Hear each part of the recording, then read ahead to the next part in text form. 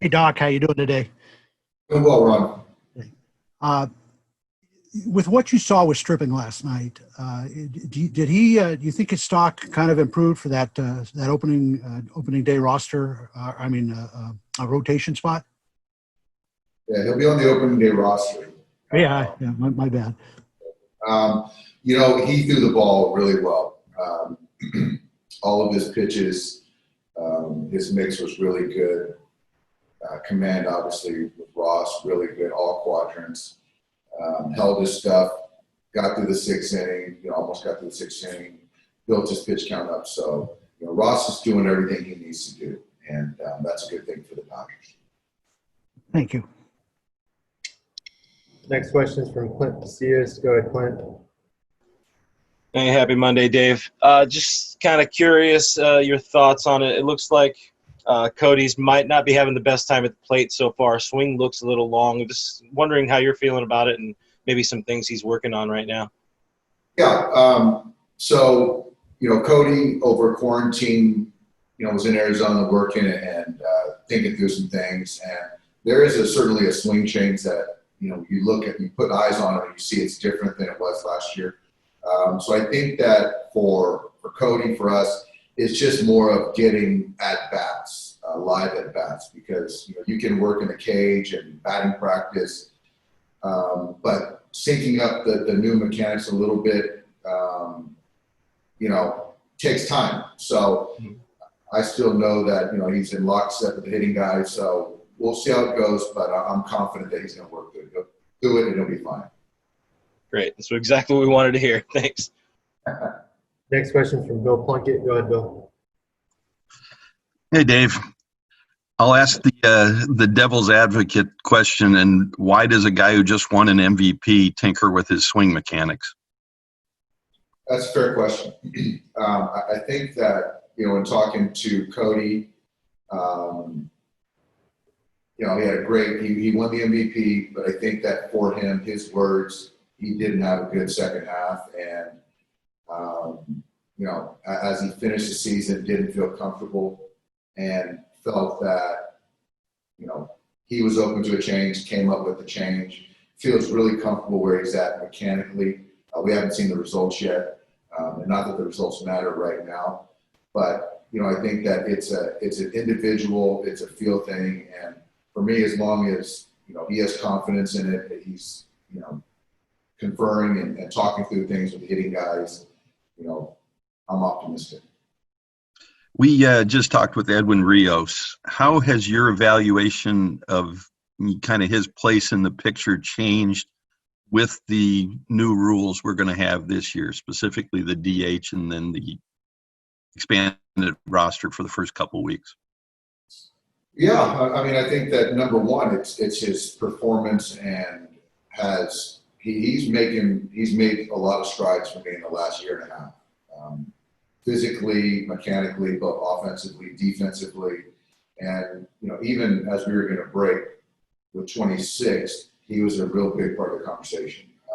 That's a credit to Edwin. And now you're talking about expanded roster, that continued defense, continue to get better.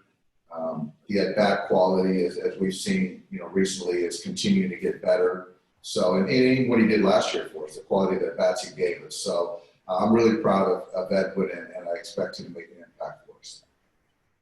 Thanks, Dave. Next question is from Jorge Castillo. Go ahead. Hey, Dave. How do you expect to fill out those extra spots on the roster? Are there any particular rules you have to abide by? And you expect mostly be pitchers, or I don't know, how do you see it? I would say, because of the DH, more pitchers. And I think that guys, fortunately Clayton, Strip built up, Woody's built up. But I think that, to your question, Jorge, I would say more pitchers. But, I can see an extra position player in there, though. And just on the replay room, you guys players aren't going to have access to it. How do you see that maybe impacting your guys? So a couple things. I think that it's good in one sense because it keeps guys on the bench. But when I say that, I hear that there's only going to be certain amount of players and coaches allowed on the bench, so that might keep certain guys in the stands, which I don't think guys are a fan of. So I like them watching the game in real time, with their eyes, like on the field. But some guys are against it. Some guys like to go in there and watch their bats. But for me, I think that we've shown that, watching the game and gathering information that way is a benefit. But I just, again, the rules of the dugout, which I understand, that's going to be a little bit different. Will you have access to like iPads or anything like that on the bench? Nothing, right? Not just kind of loaded things, but nothing in real time. And even in the clubhouse, there's going to be a delay at each clubhouse, which kind of, which makes sense. Cool. Thank you. Next question is from Eric Steven. Go ahead, Eric. Dave, have you had a chance to talk with Jimmy Nelson since his surgery, and how's he doing? I haven't, Eric. The training staff, Neil Graham, is really tied in with Jimmy, but I was going to give him a couple of days and reach out. But I hear it went well, but I haven't talked to him. In a normal year, rehabbing player might be sort of hanging around the team, but this year with the new protocols, does it make it more difficult for him to even be around? Yeah, it does. And I think that with Jimmy and family, I don't see him being around us because obviously, the less amount of people around, I think the better for us, for the player, in this particular case, Jimmy. So I don't expect to see him in Los Angeles with us.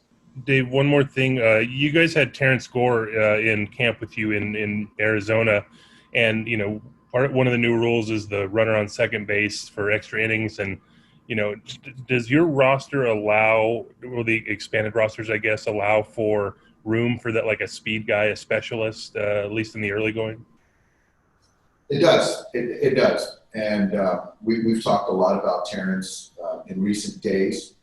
And so, yeah, Eric, obviously the runner on second base, but there's situations, in a close ball game, plus or minus tie ball game, 7th, 8th, and 9th, he can steal a base and potentially get in a scoring position. So there's a lot of situations, I think, that a guy like Terrence, who's done it, makes sense for any team, especially in these circumstances. So, something certainly could happen in the next few days.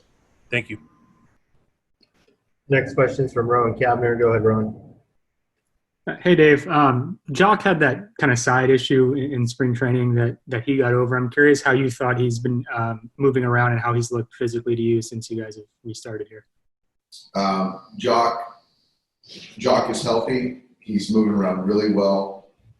I think, in the outfield, watching him, Mookie, and Cody work with George and the way their bodies are moving, the way their intensity, I'm really encouraged. And in the batter's box, he's just taking really good at bats, and he just looks very comfortable in the box. So the mechanic part of it, the physical part of it, I'm really excited with what Jock's going to do for us this year.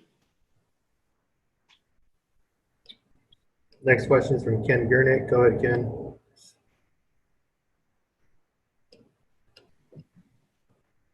Go ahead, Ken. Dave, getting back to Bellinger, these changes that he's made were made during the break and not during the off season. Is that correct? That's correct. That's correct. So were there problems in his mind during spring training that then triggered this? I think with a lot of guys, it's a feel thing. And I think with Cody and talking to Cody, from the second half, throughout the winter, throughout the spring training, he never felt really comfortable with his swing. So that's what kind of was impetus to the swing change. So obviously, the player, his mindset, psyche matters most. Optically, certainly it's different, but I don't know. I just know that he said he didn't feel comfortable in it, and he wanted to kind of be open to some kind of change. Next question is from Dave Pingler. Go ahead. Hey, Dave, how are you? Hey, Dave. you know, with the regular season set to start here in a little over a week and where you are in this summer camp, has this point in time exceeded your expectations where you thought you would be, or you're not there yet where you thought you would be? I would say it exceeded. I really didn't foresee some of these starting pitchers to be built up where they were at. I think that guys have been on their feet. We've played, half dozen games. There's some normal soreness, but that's about it. So I'm encouraged about that.